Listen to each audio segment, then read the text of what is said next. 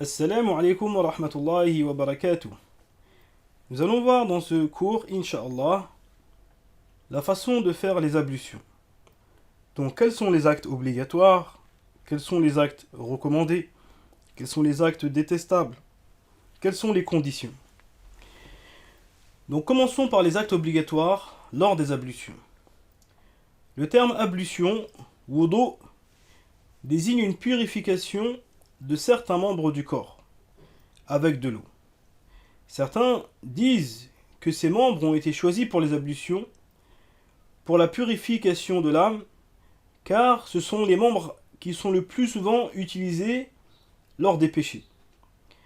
On nous raconte par exemple l'histoire de notre père Adam, alayhi salam, qui a écouté la suggestion de Satan de ses oreilles. Il a regardé l'arbre de ses yeux. Il a utilisé ses pieds pour s'y rendre. Puis il a pris le fruit de ses mains. Il l'a senti de son nez et l'a mangé de sa bouche. Et en entrant sous l'arbre, il a touché les feuilles de sa tête. Voilà tous les membres des ablutions. Il y a 7 actes obligatoires lors des ablutions dites mineures. Certains disent 8. Premièrement, mettre l'intention de la purification. Car on pourrait effectuer le même lavage pour se rafraîchir ou se nettoyer. Cela conformément au hadith que rapporte Ash-Shaykhan, selon Omar ibn al-Khattab, radiyallahu anhu, le prophète sallallahu alayhi wa sallam a dit Innama al-a'malu bin-niyyat, wa innama li kulli imri'in ma nawa. Certes, les actions ne valent que par les intentions, et chacun ne sera rétribué qu'en fonction de son intention. L'intention doit donc être effectuée au début des ablutions. Et c'est une action du cœur. Il n'est pas nécessaire ni demandé de la prononcer de la langue.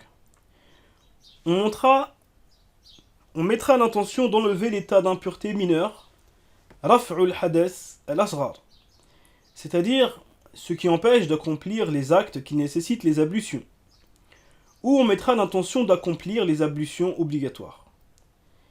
Si l'on met l'intention d'accomplir simplement une action qui nécessite les ablutions, comme accomplir la prière, alors il sera quand même possible d'accomplir d'autres actions qui nécessitent les ablutions, comme le tawaf par exemple. Si l'on met l'intention d'accomplir les ablutions et de nettoyer une souillure sur un membre en même temps, alors cela sera aussi valide. En revanche, il n'est pas valide de mettre l'intention de se purifier d'une souillure sans mettre l'intention claire d'effectuer les ablutions. Mais si j'ai l'intention de nettoyer une souillure sans me décider pour les ablutions, alors l'intention ne sera pas valide pour les ablutions. De même, il n'est pas valide de mettre l'intention de se purifier simplement d'un acte qui annule les ablutions comme l'urine ou les selles, car je n'ai pas mis l'intention d'accomplir l'adoration. Également, si on doute sur l'intention, comme de dire en soi-même si j'ai perdu les ablutions, alors cela servira d'ablution. Donc ça veut dire que je ne mets pas l'intention de faire les ablutions fermes, mais j'ai dit si je l'ai perdu, alors je fais. Donc, en fin de compte, je ne suis pas sûr que je fais. Donc le fait de ne pas être décidé dans l'intention annule l'intention. Il n'est pas obligatoire de garder l'intention à l'esprit à chaque moment des ablutions.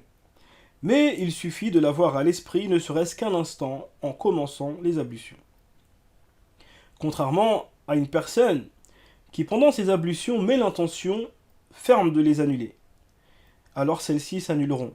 Si pendant les ablutions la personne dit eh bien ça y est, le reste de lavage que je fais ce sera juste pour me rafraîchir, eh bien cela annule le reste, même s'il a lavé les mêmes membres qui sont concernés par les ablutions. Une fois les ablutions terminées, elles ne s'annuleront pas par un simple changement d'intention. Ça veut dire qu'une fois que j'ai fait les ablutions, eh bien, même si mon intention elle change et que je me dis en moi-même, ben ça m'a rafraîchi par exemple, ces ablutions c'était une bonne occasion de se rafraîchir, mais après l'adoration, eh bien cela n'annulera pas mon adoration. La deuxième obligation lors des ablutions est de laver le visage. On part en longueur du haut de la tête, d'où les cheveux commencent à pousser habituellement, jusqu'au bas du menton, pas en dessous du menton. Cela pour la personne imberbe, et jusqu'en bas de la barbe pour la personne barbue. En largeur, on part du tragus de l'oreille, donc de là où commence à apparaître l'oreille droite jusqu'au tragus de l'oreille gauche. Bien sûr, le tragus, ça veut dire la première partie de l'oreille n'est pas comprise dans le lavage du visage. Il est nécessaire aussi de laver la peau des tempes, mais pas la partie où les cheveux poussent.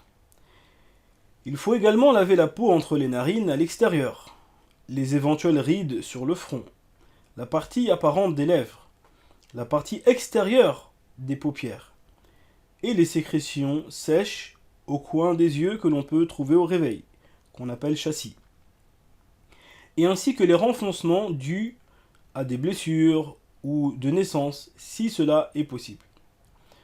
De même, il est obligatoire de frotter les poils de la barbe et des sourcils et la peau en dessous si la peau est visible.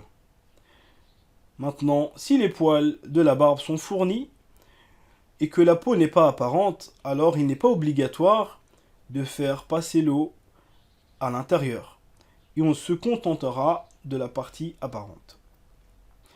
Troisième obligation, laver les mains jusqu'au coude en frottant entre les doigts et les phalanges. Si une personne porte une bague, qui est une bague autorisée en religion, alors il ne sera pas obligé de remuer cette bague pour faire passer l'eau en dessous, même si cette bague est serrée et empêche le passage de l'eau. Maintenant, si la bague n'est pas autorisée, comme une bague en or pour l'homme, ou le fait d'avoir plusieurs bagues en argent sur une main pour l'homme, alors cela n'est pas permis. Et il faudra impérativement les enlever et faire parvenir l'eau en dessous pour que les ablutions soient valides.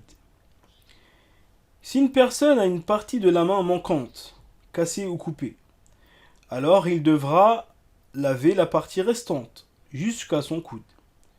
S'il ne reste que le coude, alors il se contentera de laver le coude. Et s'il n'a plus le coude, alors il sera exempté de cette obligation.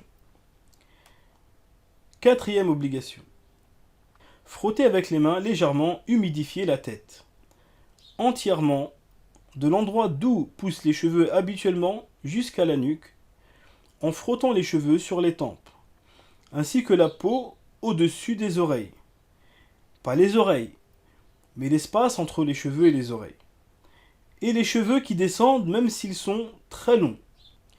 Il n'est pas demandé ni pour l'homme ni pour la femme de défaire les cheveux tressés, même s'ils sont très serrés, tant qu'ils ne sont pas mêlés à plus de 3 fils qui viennent faire obstacle à l'eau. Cinquième obligation. Laver les pieds jusqu'aux chevilles inclus, en frottant les talons, la voûte plantaire et toutes les rides. Il est recommandé de frotter entre les doigts de pied, mais ce n'est pas une obligation, contrairement aux mains. En commençant par le petit orteil du pied droit, dit quintus, et en remontant vers le gros orteil du pied droit, dit hallux. On utilise pour frotter l'index de la main gauche, de préférence. Puis, on enchaîne avec le gros orteil du pied gauche, et on suit les doigts jusqu'à arriver au petit orteil du pied gauche. Nous retrouvons l'obligation de s'épiler dans le dire d'Allah subhanahu wa ta'ala, dans le verset 6 de la sourate Al-Ma'ida.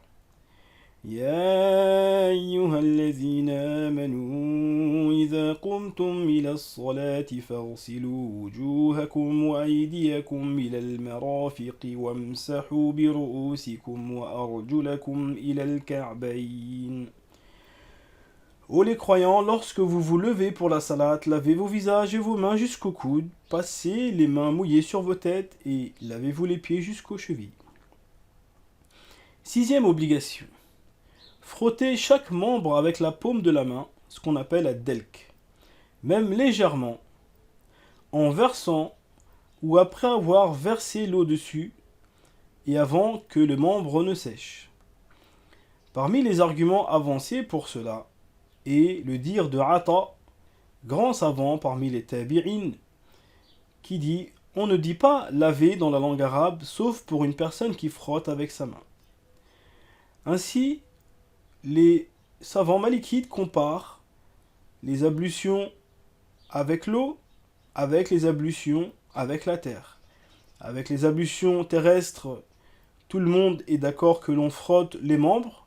Ils disent ainsi avec les ablutions de l'eau. 7e obligation. Ne pas laisser un grand intervalle de temps entre chaque membre. C'est-à-dire le temps que prendraient certains membres à sécher avant d'en commencer d'autres. Partant d'où, pas très chaud, pas très froid, pas beaucoup de vent. C'est ce qu'on appelle al-muwala. Parmi les arguments utilisés pour confirmer cette obligation, il y a le hadith que rapporte Abu Daoud, rahimahullah, avec une bonne chaîne de transmission. أن النبي صلى الله عليه وسلم رأى رجلا يصلي وفي قدمه لمعة كقدر الدرهم لم يصبها الماء فأمره رسول الله صلى الله عليه وسلم أن يعيد الوضوء والصلاة. Le prophète sallallahu alayhi wa sallam a vu une personne prier alors qu'apparaissait sur son pied un endroit de la taille d'un dirham qui n'avait pas été mouillé. Le prophète sallallahu alayhi wa sallam lui ordonna de recommencer les ablutions et la prière. Les savants disent, s'il n'était pas obligatoire d'enchaîner le lavage des membres, alors le prophète sallallahu alayhi wa sallam lui aurait simplement dit de laver la partie qui n'avait pas été mouillée et ne lui aurait pas ordonné de recommencer entièrement les ablutions. Si une personne oublie ou est dans l'incapacité d'accomplir cela, al-muwala, alors il faudra qu'il complète ses ablutions dès qu'il s'en rappelle ou dès qu'il en est capable. Cela même après une longue durée comme une demi-journée. Il reprendra les ablutions d'où il les a interrompues à cause de l'oubli ou de l'incapacité. Parmi les exemples de cas où la personne serait excusée pour l'incapacité, une personne qui aurait préparé de l'eau pour les ablutions et ensuite cette eau a été renversée ou dérobée et qu'il ne trouve pas d'eau de rechange. Ou une personne qui n'a pas préparé assez d'eau en pensant que cela suffisait. Ou une personne qui a été forcée à arrêter ses ablutions. Si une personne oublie un membre et s'en rappelle avant que les autres n'aient pu sécher, alors il est recommandé qu'il reprenne ses ablutions à partir de ce membre oublié, en respectant l'ordre de lavage, afin de pratiquer la sunna de laver les membres dans l'ordre, comme nous allons le voir. Abonnez-vous pour être informé de toutes les nouveautés et des nouvelles leçons. A très bientôt, Inch'Allah. Assalamu alaikum wa rahmatullahi wa barakatuh.